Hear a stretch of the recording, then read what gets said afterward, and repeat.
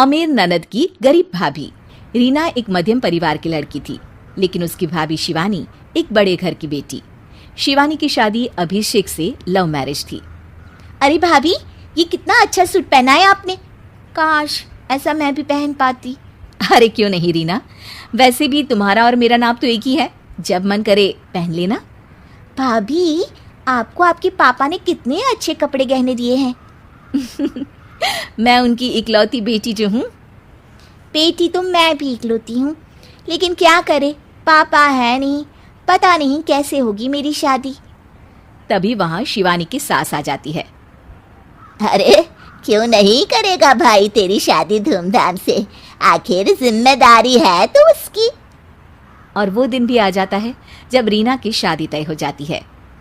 अभिषेक, क्या हुआ? आप इतने परेशान तो कभी नहीं दिखे, कोई बात है तो बताइए मुझे। अरे शिवानी, वैसे तो शादी का सारा इंतजाम हो गया है, लेकिन गहनों का रेट तो आसमान छू रहा है। कैसे क्या करूं, कुछ समझ में ही नहीं आ रहा। थोड़ी देर में शिवानी अपने पूरे गहने अभिषेक के सामने रख देती है। ये लीजिए, गहनों का इंतजाम भी हो गया। अरे नहीं नहीं शिवानी, मैं ये गहने किसी हालत में भी नहीं ले सकता। ये तुम्हारे पिता ने तुम्हें दिया था, और तुम हो कि। तभी वहां सास आ जाती है। अरे तो क्या हुआ, इसकी तो हो गई ना शादी, अब किसे दिखाने हैं इसने गहने।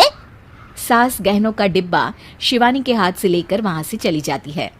रीना की शादी धूमधाम से होती है और अब वो बड़े घर की बहू बन जाती है। वहीं रीना की शादी के बाद शिवानी और अभिषेक उसकी शादी के कर्जों से डूब जाते हैं। मैं सोच रही हूँ नौकरी करनी शुरू कर दूँ, वैसे भी पढ़ी लिखी हूँ, आपकी थोड़ी मदद भी हो जाएगी। वैसे शिवानी, कुछ दिन कर लो तो अच्छा ही होगा, क्योंकि ज़रूरत भी है। अब शिवानी भी नौकरी करने लगती है और घर खर्चे में अभिषेक का हाथ बटाती है। एक दिन शिवानी, रीना का फोन आया था, कह रही थी कि आने वाले त्योहार में उसके ससुराल जाना है। ठीक है माँ। अरे ठीक तो है, लेकिन एक काम कर लेना, उसके सास ससुर से लेकर पूरे खानदान के कपड़े मिठाइयाँ सब ले आना, और हो सके तो रीना के लिए छोटे से कान में पहनने के बूंदे भी। और क्या है ना, शादी में उसे सारी बड़ी बड़ी कान की ज्वेलरी दी थी, घर में पहनने के लिए तो उसके पास कुछ भी नहीं है।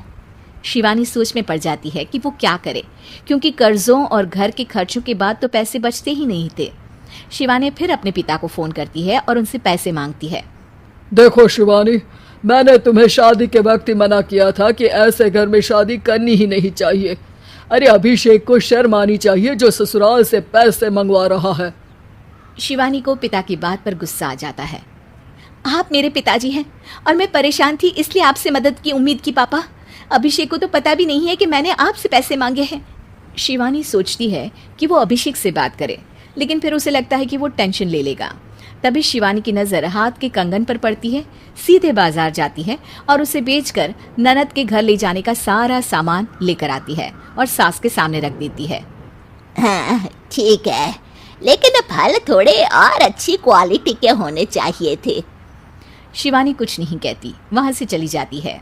एक दिन शिवानी, रीना का फोन आया था, बहुत रो रही थी। क्यों माँ, क्या हुआ? सब ठीक तो है ना उसके ससुराल में? अरे तूने तो उसकी नाक ही कटवा दी। अब मैंने क्या कर दिया माँ? कह रही थी कि बड़े घर की बहू है भाभी, जो कपड़े दिए वो ब्रांडेड भी नहीं थे।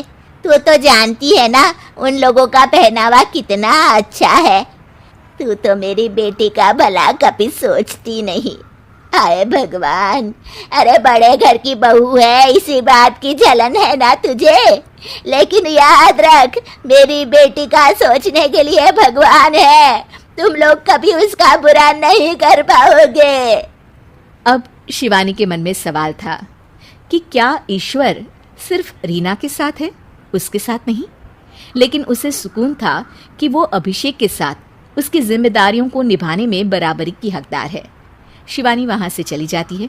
वो सास से कुछ नहीं कहती, क्योंकि अमीर घर की बहू बनकर रीना को भले ही सुकून ना हो, लेकिन गरीब घर की बहू बनकर शिवानी खुश है, क्योंकि खुशी पैसों से नहीं परिस्थितियों पर निर्भर करती है।